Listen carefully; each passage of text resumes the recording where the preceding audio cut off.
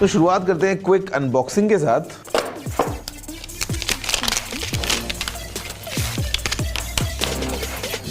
Okay तो guys phone आप देख सकते हो कि कैसा लग रहा है इस बड़े यूनिक से कलर कॉम्बिनेशन में। बट एक चीज जो मुझे काफी इंटरेस्टिंग लगी बॉक्स में वो ये है, I mean of course 45 watts का सुपरबुक चार्जर है, यूएसबी केबल है, सिम टूल है और रीडिंग मटेरियल। बट ये जो केस है ये थोड़ा अलग टाइप का लग रहा है मुझे, और ये थोड़ा सा इंटरेस्टिंग डिजाइन है, स्पेशली एट द कॉर्नर्स जहाँ पे ये कुशन डिजाइन लेके आ रहा है, जो आई फील कि इस फोन